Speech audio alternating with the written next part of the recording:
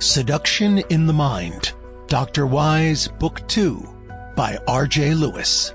Read by the author.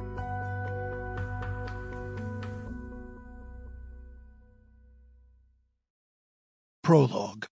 Harold Stoller stood in the library of his upscale home in Upper Mountain View, New Jersey, and shakily attempted to pour himself a drink. He used silver tongs to take cubes from the ice bucket, and they clinked merrily as he dropped them into the cut crystal glass. He sloshed in the 50-year-old scotch as best as he could. Some of the amber liquid spilled onto the top of the small table where the tray, decanter, and ice bucket stood. Using both hands to raise the glass to his lips, he sipped the liquor. It burned down his throat, the warmth helping him relax. The room was mostly filled with exquisite wood paneling and shelf after shelf of fine books, collector's items, first editions, and rare finds he had amassed over the years. There was a huge oval mirror on the wall. It was mounted between two bookcases and was almost as tall and wide as the wooden shelving. Its ornate, handmade frame was meticulously gilded with gold leaf. The man who looked back from the reflection frightened him.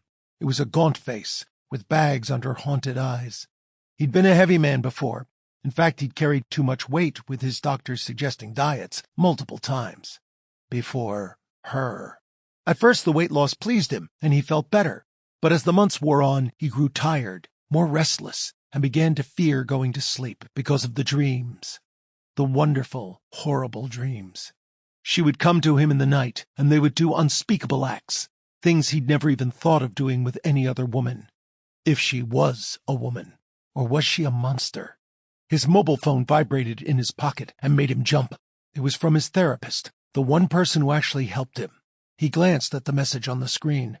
"Do you need me?" He wanted to text her back, tell her something, but then he heard the music. It was a voice, her voice, a cappella and full-throated. It was a rhythmic, eerie tune, filled with all the excitement of sex, and a ululation that mimicked a woman's climax. He froze for a moment, put the drink down, and pinched himself. He was awake, yet he could hear her. He stared at his mirror image, the fear so clear on his visage. He ran to the library door and turned the lock, securing it. Though it appeared to be a plain wooden door, it was reinforced with unseen steel bars, which strengthened it far beyond what one might expect. He went from window to window and made sure each one of them was sealed. As the room was so high off the ground, they were not reinforced, but they fit snugly into their sills. Still he heard her song. Though faint, it grew louder, as if she were approaching. Sample complete. Ready to continue?